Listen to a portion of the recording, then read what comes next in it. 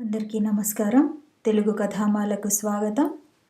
Secretary నవల చదువుకుంటున్నాము. రాసిన వారు ఎద్దనపూడి సులోచనారాణి గారు. ఓ ప్రక్క రేఖారాణి, ఇంకో ప్రక్క అతను నడుస్తుండగా జయంతి వైపు వచ్చిన సుమిత్రాదేవి ఆగి, జయంతి, నువ్వు ఇంకో అరగంట ఉండి వాళ్ళవన్నీ సర్దించేసిన తర్వాత వెళ్ళు. నేను కూడా ఉండేదాన్నే, కానీ మా చిన్నబ్బాయికి జ్వరం, ఒళ్ళు పేలిపోతోంది. నేను రాకపోతే పని జరగదని తప్పనిసరిగా వచ్చాను అంటూ రేఖారాణి పోదామా అంది పక్కకు తిరుగుతూ. రేఖారాణి నల్లంచు పువ్వులున్న తెల్ల సిల్కు చీర కట్టుకుంది. గుండెల్లోకి దిగిపోయిన నెక్కు ఉన్న జాకెట్టు, మెళ్ళో ముత్యాల పేరు, చేతి మీద షాల్, నడినెత్తి మీదికి చుట్ట నుండి ఓ ప్రక్కకు వేళ్లాడుతున్న మల్లెపూలు. మనిషి నలగలేదు, చెదరలేదు, అప్పుడే తయారై వచ్చినట్టుంది. జయంతికి క్షణంసేపు విపరీతమైన ఈర్ష్య అనిపించింది. తనే రేఖారాణి అయి రేఖారాణి జయంతి ఎందుకు కాకూడదు? మంత్రిగారి ప్రక్కన ఎంత టీవీగా కూర్చుంది. రండి మీరు కూడా, పరధ్యానంగా నిలబడిపోయిన అతని వైపు చూస్తూనే అంది రేఖారాణి. నేను కూడా ఉండి ఇవన్నీ చూస్తాను, నాకు నిద్ర రావటం లేదు అన్నాడు.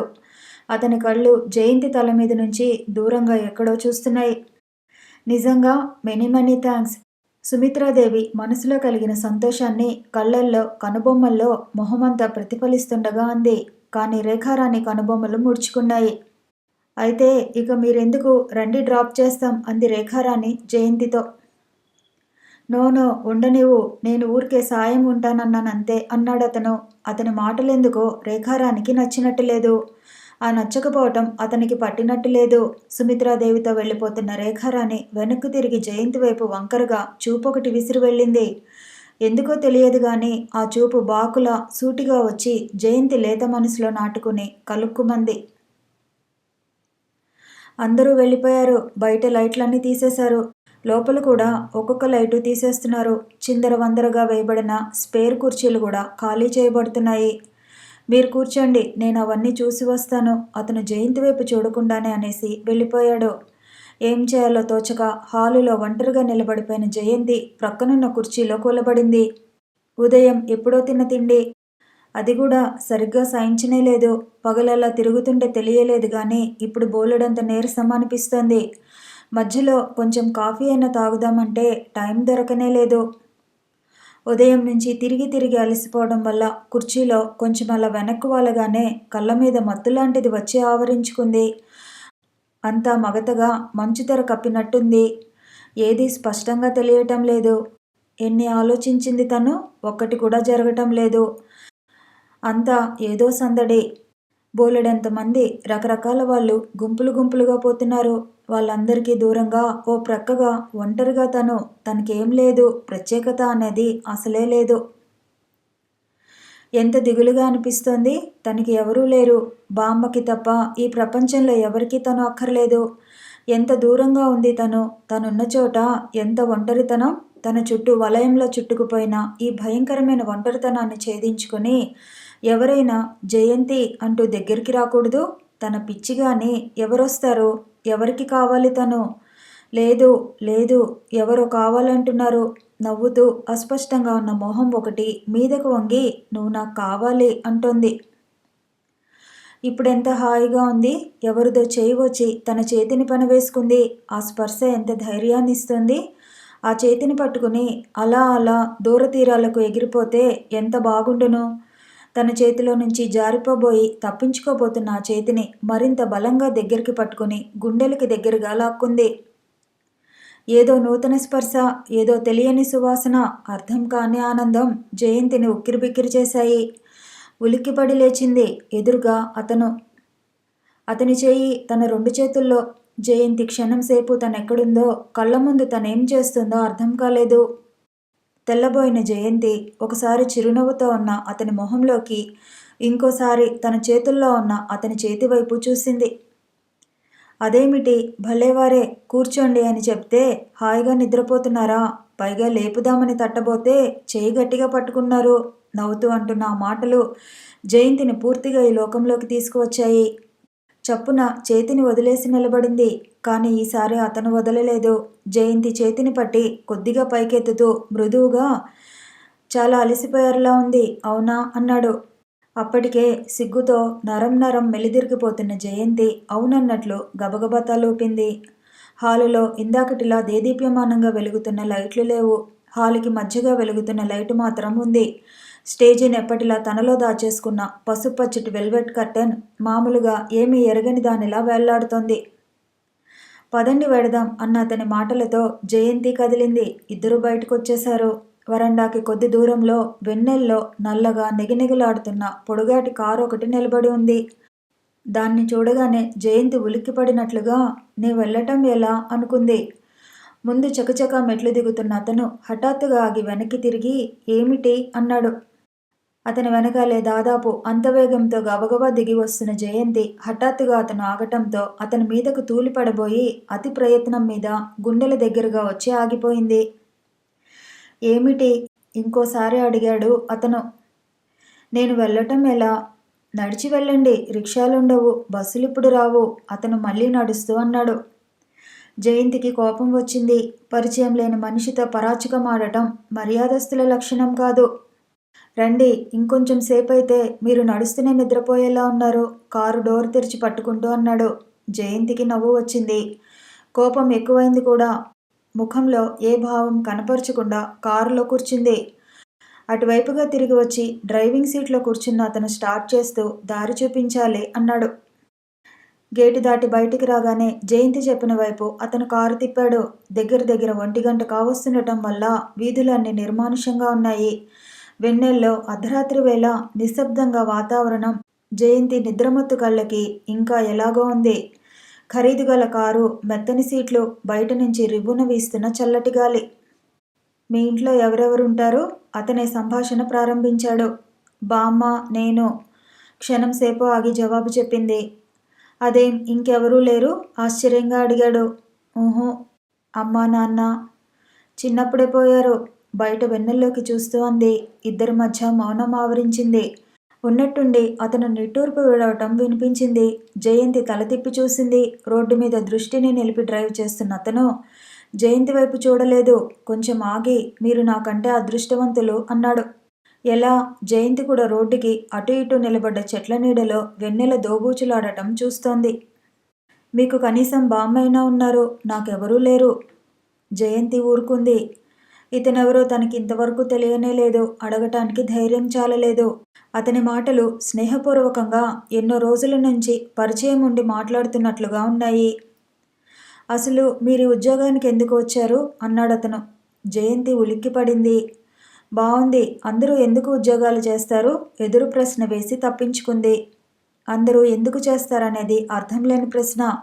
కొంతమంది సరదాకి చేస్తారు, కొంతమంది చేస్తున్నాం అనే గొప్ప కోసం చేస్తారు, ఇంకా కొంతమంది తిండి కోసం చేస్తారు, కొంతమంది తోచక కాలక్షేపానికి చేస్తారు. అతని మాటలకి పదునుంది. వాటిలో ఏ ఒక్క కారణమైనా కావచ్చు, బహుశా ఏదో ఒకటి తప్పక అవుతుంది కూడా అంది. ఏ కారణాన వచ్చినా మీరు ఈ ఉద్యోగంలో ఎక్కువ రోజులు ఉండలేరు, అది మటుకు ఖచ్చితంగా చెప్పగలను. కావాలంటే పందెం వేస్తాను. బాగుంది జోస్యం. జయంతి అహం దెబ్బతింది. ఎంత అనవసర ప్రసంగం అనిపించింది కూడా. సంభాషణ పొడిగించడం ఇష్టం లేనట్లు తల తిప్పి బయటకు చూడసాగింది. నేను ఈ ఉద్యోగం చేయలేనని మీరెలా చెబుతున్నారు? బయటికి చూస్తున్న జయంతి అడగకుండా ఉండలేకపోయింది. కొంతమందిని చూస్తూనే కొన్ని విషయాలు అర్థమైపోతాయి. జయంతి ఏదో సమాధానం చెబుదాం అనుకునే లోపలే ఇల్లు వచ్చేసింది. అరే ఆపండి, ఇక్కడే. సడన్ బ్రేక్తో కారు ఆగిపోయింది. థ్యాంక్స్, వస్తాను. ఇంకో మాట చెప్పకుండా, చెప్పేందుకు అవకాశం ఇవ్వకుండా డోర్ తెరుచుకొని దిగింది. ఎక్కడా ఇల్లు? పర్వాలేదా? అదుగో ఆ కనిపించేదే, వస్తాను. ఆల్ రైట్, గుడ్ నైట్ అంటూ అతను జయంతి వేసిన తలుపు సరిగా పడలేదని గ్రహించి ముందుకు వంగి చేయి చాచాడు. ఇంతకీ నేను అడగలేదు, మీరు చెప్పనూ లేదు. మీ పేరు? బొమ్మలా నిలబడిపోయిన జయంతి అతని వైపు చూస్తూ అడిగింది. నా పేరా? తలుపు వేయబోతున్న అతను ఆగి, అవును నిజమే. సుమిత్రాదేవి నన్ను పరిచయం చేయనేలేదు కదా. మీకు తెలుసుకోవాలని కుతూహలంగా ఉంటే నా పేరు రాజశేఖరం అన్నాడు డోరు లాగి గట్టిగా వేస్తూ. రాజశేఖరమా? జయంతి చేయి అనుకోకుండా గుండెల మీదకు వెళ్ళింది. కళ్ళు వెడల్పోయినాయి. అవును, అలా చూస్తారేం? మీకు నచ్చలేదా? తెలిసిన వాళ్ళు శేఖరం అని, దగ్గర వాళ్ళు రాజా అని పిలుస్తారు. వస్తాను. Good night. కారు వెళ్ళిపోయింది. My god! రాజశేఖరం ఊపిరి పీల్చుకోవటం మర్చిపోయింది జయంతి. నిన్న మిసెస్ కరుణాకరం నిన్నోసారి పంపించమని అడిగింది. వెళ్ళావా? టైప్ చేసిన కాగితాలు చూస్తూ అడిగింది సుమిత్రాదేవి. లేదు, వెళ్ళలేదు సమాధానం చెప్పింది జయంతి. ఈ మధ్య ఏది తన డ్యూటీయో ఏది తనది కాదో తెలుస్తోంది. తన డ్యూటీ కాదని తెలిసిన దానికి వెళ్ళనక్కర్లేదని మనసు చెబుతోంది. వనితా విహార్కి తను సెక్రటరీ కావచ్చు, అందులో మెంబర్స్ అందరికీ పర్సనల్ సెక్రటరీ కాదు. ఏదో పని మీద ఇంటికి పిలిపించటం, స్వంత పనులు నెత్తిన రుద్దటం వీళ్ళకి అలవాటులా ఉంది. కాదు అంటే ఉద్యోగానికే ఎసరు పెట్టించగల సమర్థులు, అహంకారం అని తలపొగరు అని ప్రచారం చేయగల అతిరథులు. వాళ్ళు మాట్లాడే ప్రతి మాటలో, అందులో ప్రతి అక్షరంలో వాళ్ళ ఆధిక్యత వెల్లడించుకుంటూ ఉంటారు. వాళ్ళ సమర్థతను గుర్తించి భయంతో వాళ్ళు చెప్పినట్లు చేయాలనే అధికారం కనిపిస్తుంటుంది. జయంతికి ఇది చాలా అసహ్యం అనిపించసాగింది. ఇవాళైనా వెళ్ళు, ఎలాగో సంతకాలు తీసుకోవాలిగా. ఆ నెలలో ప్రోగ్రాం చేతికిస్తూ సుమిత్రాదేవి వెళ్ళిపోయింది. జయంతి కుర్చీలో కూలబడిపోయింది. వెళ్ళటానికి ఇష్టం లేదు, వెళ్ళక తప్పదు. వెళ్ళను అని చెప్పగలిగే ధైర్యం లేదు. వెళితే ఎలా ట్రీట్ చేస్తారో గుర్తుకొచ్చిన మనసు వెళ్ళాలంటే అసహించుకుంటోంది. సుమిత్రాదేవి చెప్పిన తర్వాత వెళ్లకుండా ఉండటానికి వీల్లేదు. ఈ లెక్కన తనింక ఎన్నో రోజులు ఉద్యోగం చేయలేదు. రాజశేఖరం జోస్యం త్వరలో ఫలించేటట్టే ఉంది. రాజశేఖరం గుర్తుకొచ్చేసరికి జయంతికి రోషం వచ్చింది. తను ఈ ఉద్యోగం చేయలేనని చెప్పాడు, చేసి చూపించాలి తను. ఈసారి ఎప్పుడైనా కనిపిస్తే, చూసావా నీ మాట అబద్ధం, నేను ఈ ఉద్యోగం చేస్తున్నాను అన్నట్టు టీవీగా చూడాలి. ఆ రోజు కనిపించిన రాజశేఖరం ఇంతవరకు మళ్ళీ కనిపించలేదు. ఆ రాత్రి పరిచయం కొద్ది అయినా, సంభాషణ చాలా క్లుప్తమైనా, ప్రతి నిమిషం అతను చెప్పిన ప్రతి మాట క్షుణ్ణంగా గుర్తుంది. వెన్నెల్లో నెగనెగలాడే నల్లటి కారు, తన వెనక నిలబడిన అతని పొడవాటి విగ్రహం కుర్చీలో వెనక్కు వాలి నిద్రపోతుంటే లేపబోయే అతని చేతిని తను పట్టుకోవటం, ఆ స్పర్శ అన్నీ గుర్తున్నాయి. రాజశేఖరం గుర్తొస్తేనే అదోలా అనిపిస్తుంది. ఆ రోజు పని పూర్తి చేసుకున్న తర్వాత సాయంత్రం జయంతి మిసెస్ కరుణాకరం ఇంటికి వెళ్ళింది. కరుణాకరం హైదరాబాదులో లీడింగ్ లాయర్. ఆంధ్రప్రదేశ్ రాకముందే చాలా రోజుల క్రితం అతను హైదరాబాద్ వచ్చి స్థిరపడిపోయాడు. సంపాదన బాగా ఉంది. దానికి తోడు పిల్లలు లేరు. భార్యాభర్తలు ఖర్చంటే అసలు గిట్టే మనస్తత్వం కానివాళ్ళు అవటం వల్ల ఆర్జించిన ధనం ఆర్జించినట్టే ఉండిపోయింది. గేటు దాటి లోపల ఆవరణలో అడుగుపెట్టినప్పటి నుంచి ఐశ్వర్య చిహ్నాలు కనిపిస్తాయి. పెద్ద ఇల్లు, ఇంటి ముందు తోట. జయంతి వెళ్ళేసరికి మిసెస్ కరుణాకరం ఇంట్లోనే ఉంది. జయంతిని వాకిట్లో వరండాలో ఉన్న కుర్చీలో కూర్చోబెట్టి నౌకరు లోపలికి వెళ్ళాడు. 5 నిమిషాలైన తర్వాత తిరిగి వచ్చి అమ్మగారు స్నానం చేస్తున్నారని కూర్చోమని చెప్పాడు. కాగితం మీద కాస్త సంతకం కోసం ఇంతసేపు పడిగాపులు. ఆంధ్ర వనితా విహార్ సెక్రటరీగా పెద్ద పెద్ద వాళ్ళతో పరిచయం ఎలా ఉన్నా ముందు మనుషుల్లో ఎంత దర్పం ఉంటుందో, ఎదుటి వాళ్ళని ఎంత చిన్నచూపు చూడగలరో తెలుస్తోంది. వాకిట్లో వరండాలో కూర్చున్న జయంతికి తనకి కూడా ఇలాంటి పెద్ద ఇల్లు, ఇంటి నిండా నౌకర్లు ఎందుకుండకూడదు అనిపించింది. ఉంటే అప్పుడు తను ఎలా ఉండేదో. చస్తే ఇలా ఉండేది కాదు, ఉండదు. వ్యక్తుల హోదాను బట్టి సంస్కారం రాదు, అది రక్తంలో ఉండాలి. అయినా ప్రపంచంలో మనుషులు ఇలా ఒకళ్ళు ఎక్కువ తక్కువ ఎందుకుంటారు? అసలు ఈ మధ్య తరచూ తన ఆలోచనలు ఇలాగే సాగిపోతున్నాయి. అడుగడుక్కి తనలో ఉన్న అర్హతలు మర్చిపోయి లేని హోదాలు గుర్తొస్తున్నాయి. మానసికంగా ఇలాంటి ఆలోచనలు అంత ఆరోగ్యం కావు అని గుర్తు వచ్చిన జయంతి నిశ్చలంగా పూల మొక్కల వైపు చూస్తూ కూర్చుండిపోయింది. ఇంతలో నౌకరు వచ్చి లోపలికి రమ్మని దారి చూపించాడు. మిసెస్ కరుణాకరం ఇల్లు తనకు తెలియంది కాదు. ఇంతకు ముందు 4-5 సార్లు వచ్చింది. అయినా ప్రతిసారి నౌకరు దారి చూపిస్తూ లోపలికి తీసుకువెడతాడు. సరిగ్గా ఒక్క ఇంగ్లీష్ ముక్క కూడా నోట పలకలేని మిసెస్ కరుణాకరానికి ఈ ఆడంబరాల మీద ఎంత అభిమానం. జయంతి లోపలికి వెళ్ళేసరికి మిసెస్ కరుణాకరం కాఫీ తాగుతోంది. ప్రక్కన ఆవిడ మేనకోడలు ప్రమీల కూర్చుని ఉంది. ప్రమీల ఒళ్ళో పెద్ద బొమ్మల పుస్తకం ఉంది. ఓ చేయి ప్రక్కనే సోఫాలో ఉన్న తెల్లటి బొచ్చు కుక్క మీద ఉంది. లోపలికి వచ్చిన జయంతిని ముఖం మీద అడ్డంగా కావాలని పడేసుకున్న వెంట్రుకల్లోంచి అలా ఒకసారి తలెత్తి చూసి మళ్ళీ పుస్తకం చూడటంలో మునిగిపోయింది. ఆ చూపుల్లో ఎంత నిర్లక్ష్యం. జయంతికి తనకి తనే అల్పురాలనిపించింది. నిన్న రమ్మని ఫోన్ చేస్తే రాలేదేం? జయంతి ఇచ్చిన కాగితం తీసుకుని సంతకం పెడుతూ అంది మిస్సెస్ కరుణాకరం. వీలు కాలేదు. వీలు కాలేదు అంటే ఎలా? మీలాంటి వాళ్ళకే వీలు కాదంటే ఆవిడ నవ్వింది. నవ్వు కాదది, హేళన, వెక్కిరింత. నిలబడే ఉన్న జయంతి సంతకం చేసిచ్చిన కాగితాన్ని తీసుకుని మడిచి బ్యాగులో పెట్టుకుంది. సభ్యత కోసమైనా ఆవిడ కూర్చోమనలేదు. అంటే ఆవిడెదుట తనకి కూర్చునే అర్హత లేదా? ఈ కాస్త సంతకం కోసం తను ఎన్ని గంటలు వృధా చేసుకోవాలి? తనకి ఇంకేం పని లేనట్టు. బయటకొచ్చేసిన జయంతికి ముఖం ఎర్రబడింది. ఏం మనుషులు, ఏం ఉద్యోగం! నిమిష నిమిషానికి తనెంత అల్పురాలో గుర్తు చేయబడుతోంది. మిగతా ఉద్యోగాల్లో ఈ బాధ లేదు. తనెంత మోసపోయింది. దూరంగా ఎక్కడో మినుకు మినుకుమంటున్న లైటు చూసి నక్షత్రాలని పరిగెత్తుకొచ్చింది. తీరా దగ్గరికి వచ్చిన తర్వాత అవి ఆకాశంలో నక్షత్రాలు కాదని, భూమి మీద లైట్లేనని తెలుసుకుంది. ఉదయం 10 గంటలకి చేసిన భోజనం, మళ్ళీ కాఫీ కూడా లేదు. ఈ నెల ప్రధాని ఫండ్కి విరాళాలు పోగు చేయాలి. ఇదివరకు తనలో ఉండే హుషారు క్రమంగా హారతి కర్పూరంలా హరించిపోతోంది అనటానికి ఉసురుమంటున్న ఈ మనసే సాక్ష్యం. గంటన్నర సేపు కాళ్ళు పీక్కుపోయేలా నిలబడితే గాని జయంతికి ఇంటికెళ్లేందుకు బస్సు దొరకలేదు. ఆ రోజు జయంతి పని త్వరగా ముగించుకుని ఇంటికి బయలుదేరింది. రాత్రి బామ్మకి మళ్ళీ గుండె దడ వచ్చింది. ఉదయం కూడా అలాగే నీరసంగా ఉంది. గబగబా అన్నీ సర్దేసి హడావుడిగా ఇంటికి బయలుదేరే ముందు మిసెస్ వర్మ గుర్తుకొచ్చింది. ఆవిడ దగ్గర సంతకం తీసుకోలేదు. సాధారణంగా ఆవిడే వనితా విహార్కి వస్తుంది. ఆవిడే పని మీద మద్రాసు వెళ్లాల్సి వచ్చేటట్టుందిట. వచ్చి సంతకం చేయించుకెళ్ళమని ఫోన్ చేసింది.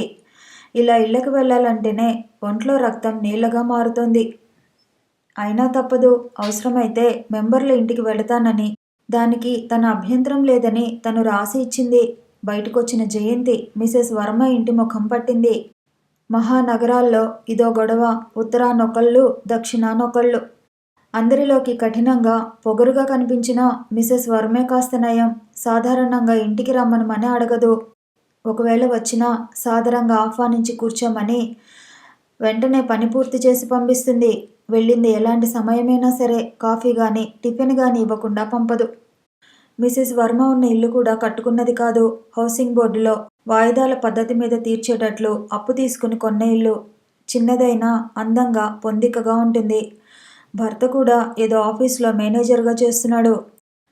ఇంత సామాన్యంగా కనిపించే మిసెస్ వర్మకి రేఖారాణి లాంటి వాళ్ళని సూటిగా మొహం మీద మాటలు విసిరేయగల ధైర్యం ఎక్కడిదో.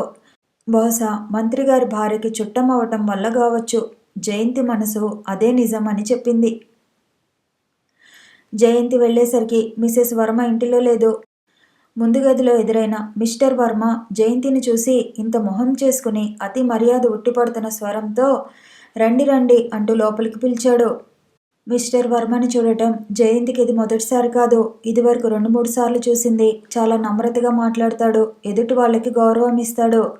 40 ఏళ్లు పైబడిన మనిషి. నడినెత్తి మీద, నుదుటి మీద జుట్టు ఊడిపోయి బట్టతల అయిపోయింది. ఇప్పుడే వస్తుంది. బజారుకి పనుందని వెళ్ళింది.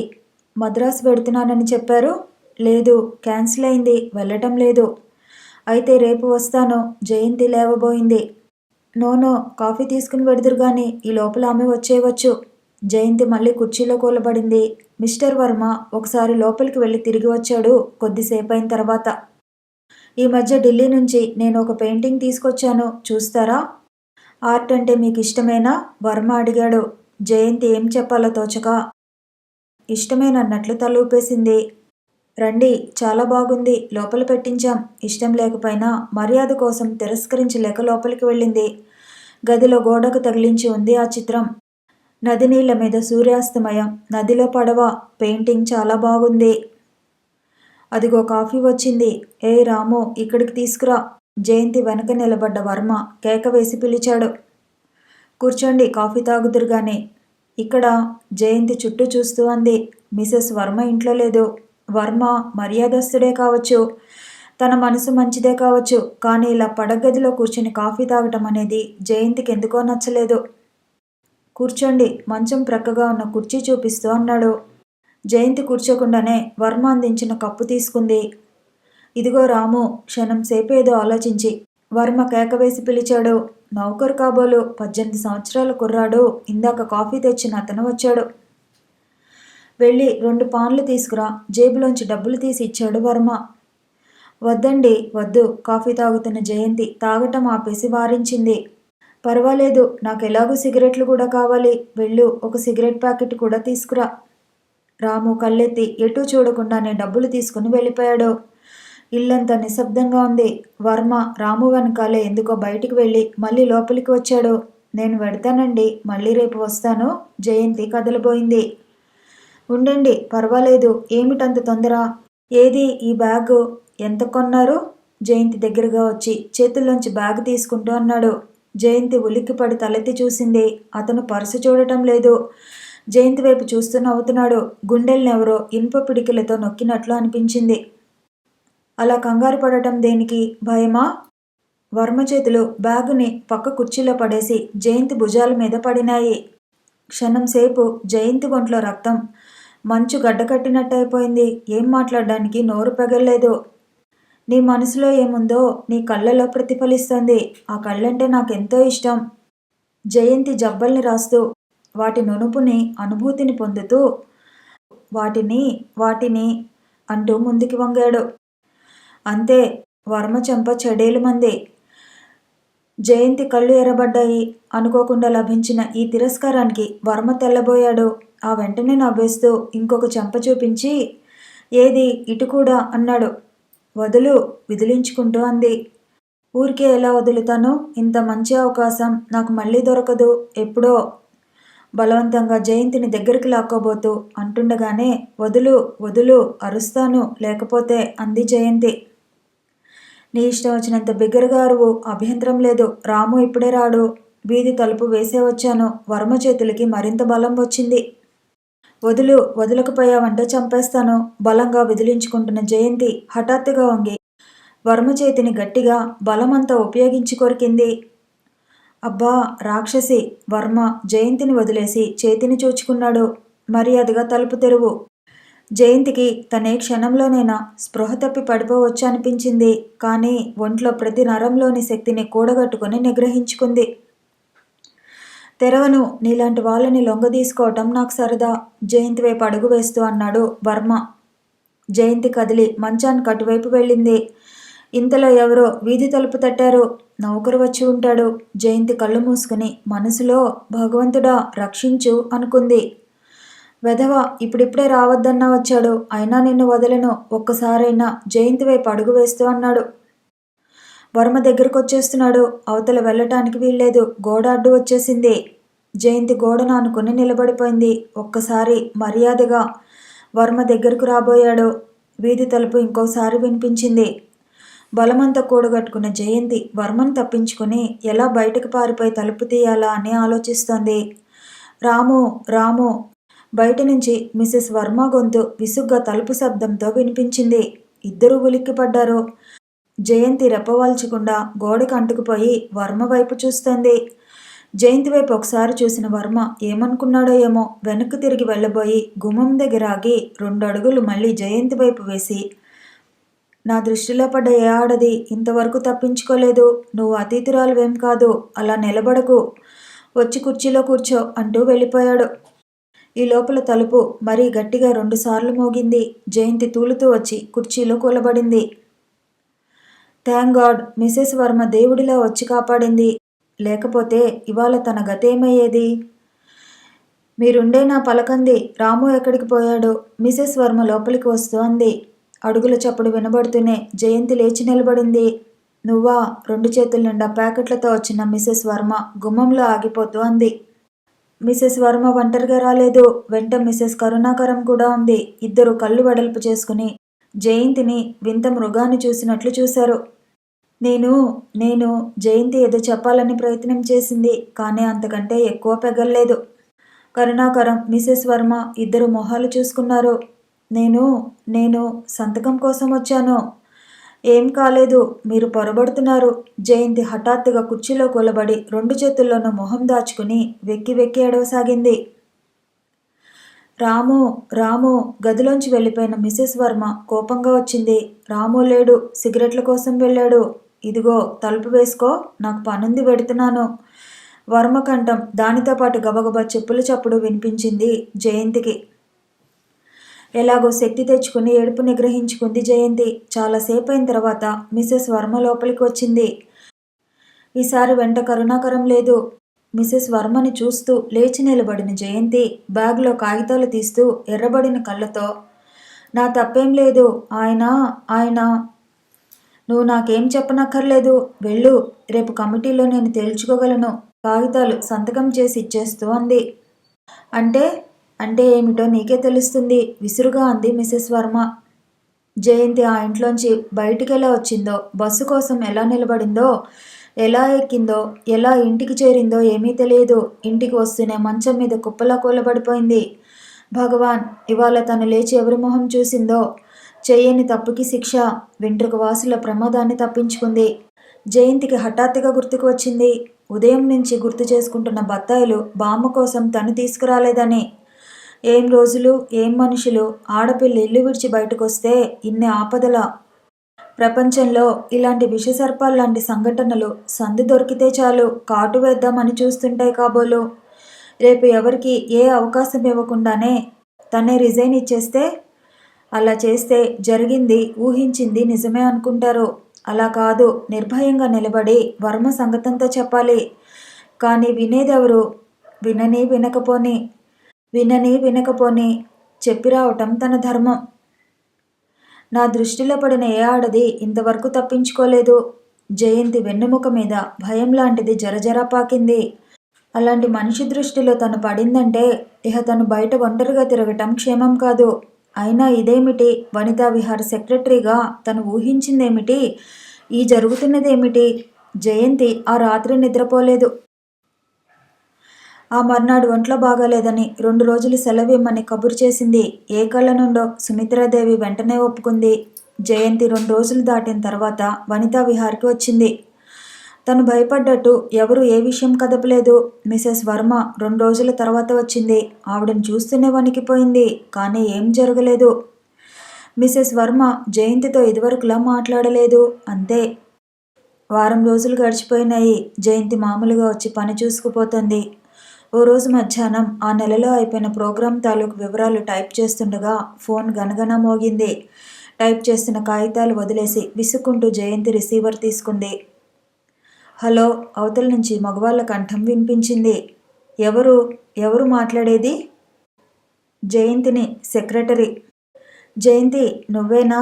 నేను వర్మని, నీతో మాట్లాడాలని 4 రోజుల నుంచి ప్రయత్నం చేస్తున్నాను. జయంతి రిసీవర్ పెట్టేద్దామనుకుంది. హలో జయంతి, నన్ను క్షమించవు, తొందరపడ్డాను. నా వైఫ్ అక్కడేం గొడవ చేయలేదు కదా? చేయొద్దని వార్నింగ్ ఇచ్చానులే. అదన్నమాట మిసెస్ వర్మ మౌనానికి కారణం. ఇప్పుడు నా వైఫ్ ఏమీ అన్నదిలే, అప్పుడే చెబుతును గాని ప్రక్కన ఆ తాటకి ఉంది. ఆవిడని చూసేసరికి భయం వేసి బయటకు పారిపోయాను. చూడు, నా భార్య నిన్ను మా ఇంటికి పిలుస్తుంది. నా మీద కోపం ఉంచుకోక తప్పకుండా రా. ఏం? కోపంతో జయంతి పళ్ళు పటపటలాడాయి. పోనీ నీకు మా ఇంటికి రావటం అభ్యంతరం అయితే నేనే ఎక్కడికైనా. జయంతి రిసీవర్ టపీమని పెట్టేసింది. ఎంత ధైర్యం! 40 సంవత్సరాలు దాటి చర్మాంకంలో కాలు పెట్టడానికి తయారవుతున్న మనిషి, మెత్తగా మాట్లాడి మాటలు మర్యాదతో నింపే మనిషి. ఛీ! జయంతికి అసహ్యం వేసింది. ఈ మగవాళ్ళకి బొత్తిగా బుద్ధి లేనట్లుంది. ఆయన దృష్టికి తను నచ్చవచ్చు, కానీ తన దృష్టిలో ఆయనకి ఎలాంటి స్థానం ఉందో ఆలోచించడే. ఆయన ఒక్కడే ఇంత, లేక మగవాళ్ళంతా ఇంతేనా? టైప్ చేయటం వదిలేసి బుగ్గను చేయి పెట్టుకుని ఆలోచిస్తూ కూర్చుండిపోయింది. అంత పొగరుగా ఉండే మిసెస్ వర్మ ఈ విషయంలో భర్తకెలా లొంగి ఊరుకుందో ఎంత ఆలోచించినా అర్థం కాలేదు. ఆలోచిస్తూ బొమ్మలో కూర్చుండిపోయిన జయంతి దగ్గరకు సుమిత్రాదేవి ఏం చేస్తున్నావు అంటూ వచ్చింది. సుమిత్రాదేవిని చూడగానే ఉలిక్కిపడి టకటక టైప్ చేయసాగింది. ఆవిడ దగ్గరకు వచ్చి టేబుల్ మీద కాగితాలు తిరగేస్తూ, అమ్మాయి, కొంచెం సేపు నీతో మాట్లాడాలి. ఆ శబ్దం కొంచెం ఆపు అంది. జయంతి చేతులకు చిరుచెమటలు పోసాయి. గుండె కొట్టుకోసాగింది. మెల్లగా టైప్ చేయటం ఆపింది. కానీ కళ్ళు మటుకు కాగితాల మీద నుంచి ఎత్తలేదు. ఎత్తే ధైర్యం లేదు. చెవులప్పగించి సుమిత్రాదేవి నోటి నుంచి రాబోయే బాణాల కోసం ఎదురు చూడసాగింది. చూడు జయంతి, మొన్న నీకు పరిచయం చేశానే, మా పిన్ని కొడుకు ప్రభాకరం. జయంతికి ఊపిరి వచ్చింది. 3 రోజుల క్రితం నల్లగా పొడుగ్గా దుబ్బల ఉంగరాల జుట్టుతో నల్లటి కళ్ళద్దాలతో చిన్నపిల్లలు హఠాత్తుగా చూస్తే బూచాడు అని జడుసుకునే మనిషిని మా పిన్ని కొడుకు ప్రభాకరం అంటూ సుమిత్రాదేవి పరిచయం చేసింది. ఆ ప్రభాకరానికి తనతో పనేమిటో జయంతి అనుకునే లోపలే సుమిత్రాదేవి చెప్పింది. వాడికి పెళ్లి కాలేదు. నిన్ను చూస్తూనే నువ్వంటే చాలా ఇష్టపడ్డాడు. సెంట్రల్ గవర్నమెంట్లో మంచి ఉద్యోగం చేసుకుంటున్నాడు. నెలకి 500 తెచ్చుకుంటున్నాడు. జయంతి కాగితాలు, టైప్ రైటర్ అన్నీ వదిలేసి కళ్ళు వెడల్పు చేసుకుని సుమిత్రాదేవి వైపు పూర్తిగా తిరిగి వినసాగింది. కట్నం ఏమీ అక్కర్లేదన్నాడు. అయితే ఒక విధంగా వచ్చిన మతి ఇంకో విధంగా పోయింది. ఓసారి మీ బామ్మ దగ్గరికి నన్ను మా వాడిని తీసుకువెడితే అన్నీ మాట్లాడి ముహూర్తం నిర్ణయించుకోవచ్చు. టేబుల్ మీద కాగితాలు బొత్తు పెడుతూ అంది. జయంతికి చాలాసేపటి వరకు నోటమాట రాలేదు. ఇవన్నీ వనితా విహార సెక్రటరీ ఎదుర్కోవాల్సిన సమస్యలా ఏమిటి? బంగారం లాంటి సంబంధం. అసలు వాడికి ఏ పిల్ల ఓ పటాన నచ్చదు. నువ్వు నచ్చావు అని చెప్పగానే నువ్వు అదృష్టవంతురాలివి అని అప్పుడే అనుకున్నాను. కానీ జయంతి నసిగింది. కానీ అంటే? అసలు నాకిప్పుడు పెళ్లి చేసుకోవాలని లేదండి. అది మీ బామ్మ నిర్ణయించవలసిన విషయం. ఇంతవరకు మా బామ్మది నాది ఒకటే అభిప్రాయం. పోనీ నీ ఇష్టం, ఆలోచించుకో. అంతేలే, ఏదైనా కోరి దగ్గరకు వస్తే విలువ తెలియదు. కానీ ఏ సంగతి మీ బామ్మని అడిగి చెబితే బాగుంటుంది. అలాగే, కానీ బామ్మ కూడా ఇలాగే. సరే, నేను వస్తాను. సుమిత్రాదేవి ఏదో గుర్తుకొచ్చిన దానిలా లేచి వెళ్ళిపోయింది. జయంతికి ఏడవాలో నవ్వాలో తెలియలేదు. మరో 2 రోజులు గడిచిపోయినాయి. ఆ రోజు టైప్ చేయాల్సినవి, సమాధానాలు వ్రాయాల్సినవి ఉత్తరాలు చాలా ఉన్నాయి. జయంతి కూర్చుని పనిచేస్తుండగానే ఇట్టే సాయంత్రం అయిపోయింది. ఈరోజు ఉదయం నుంచి బామ్మ మళ్ళీ అదోలా ఉంది. డాక్టర్ని అడిగితే పూర్తిగా రెస్ట్ కావాలంటాడు. బలానికి మందులు ఇవ్వాలి అంటాడు. గుండె నొప్పి తరచుగా వస్తోంది. ఈరోజు త్వరగా వచ్చేసి పని చూసుకుంటానని మంచం మీద నుంచి కదలవద్దని గట్టిగా చెప్పొచ్చింది. త్వరగా వెళ్ళిపోవడానికి సిద్ధపడుతోంది. ఇంతలో సుమిత్రాదేవి గదిలోకి వచ్చింది. ఆవిడ మొహం మొన్నటి నుంచి వాళ్ళ ప్రభాకరాన్ని కాదన్నప్పటి నుంచి జయంతిని చూస్తూనే చిటపటలాడుతోంది. ఇదిగో అమ్మాయి, మిసెస్ వర్మ ఫోన్ చేసింది. సాయంత్రం వెళ్ళిరా అంది. కాగితాలు బొత్తి పెట్టడానికి వంగిన జయంతి లేచి నిటారుగా నిలబడుతూ నేనా అంది. నువ్వే, లేకపోతే నేను వెడతానా? నేను వెళ్ళను, వెంటనే సమాధానం చెప్పేసింది. అంటే ఏం లేదు. ఇంక నుంచి నేను అలా ఎవరిళ్ళకి వెళ్ళనండి. ఇది కొత్త విషయమే. మొదట్లోనే చెప్పాంగా. అయినా వెడుతూనే మళ్ళీ ఇదేమిటి? గుమ్మంలో ఆగి వెనక్కి తిరిగి చూస్తూ అంది. దానివల్ల చాలా బాధలున్నాయండి. సుమిత్రాదేవితో విసురుగా మాట్లాడి పోట్లాడటం జయంతికి ఏమాత్రం ఇష్టం లేదు. బాధలంటే? జయంతిని నఖశిఖ పర్యంతం చూస్తూ అంది. జయంతి మాట్లాడలేదు. మన ఒళ్ళు మనం దగ్గరించుకుంటే సరి. అయినా అవన్నీ నాకు తెలియవు. నువ్వు వెళ్ళాల్సిందే, వెళ్ళి తీరాలి. లేకపోతే? కోపాన్ని నిగ్రహించుకుంటూ అంది. ఉద్యోగం ఊడుతుంది. జయంతి నిలబడిపోయింది. మాటరాని దానిలా, చేష్టలుడిగిన దానిలా బిగుసుకుపోయింది. ఇదిగో చెబుతున్నా, నీ ప్రవర్తన ఏం బాగాలేదని తెలిసి కూడా మేం చూసి చూడనట్లు ఊరుకుంటున్నాం. అది అలుసుగా తీసుకుని నువ్వు ఇష్టం వచ్చినట్లు ఆడకు. నీకిష్టం లేకపోతే ఉద్యోగం వదిలేసి వెళ్ళిపో. అంతేగాని ఉండి మేమిచ్చిన జీతం తీసుకుంటూ మా ఎదుటే పొగరుగా మాట్లాడితే మేం సహించం. ఆగండి, ఇప్పుడే రాజీనామా కాగితం ఇచ్చేస్తాను. జయంతి హఠాత్తుగా అంది. ఇవ్వు. సలక్షణంగా రేపి పాటికి ఇంకొకళ్ళని నీ స్థానంలో ఉంచకపోతే నా పేరు సుమిత్రాదేవే కాదు. అయినా తినటానికి తిండి లేక ఉద్యోగానికి వచ్చి. ప్లీజ్, మీరు అనవసరంగా మాట్లాడవద్దు. నేను రాస్తున్నాను. సుమిత్రాదేవిని శాసిస్తున్నట్లు అని జయంతి వంగి కాగితం తీసుకుని గబగబా రాయసాగింది. కథ కొనసాగుతుంది. మళ్ళీ కలుసుకుందాము. ఈ వీడియో నచ్చితే లైక్ చేయండి, షేర్ చేయండి, కామెంట్ చేయండి, ఛానల్ని సబ్స్క్రైబ్ చేయండి.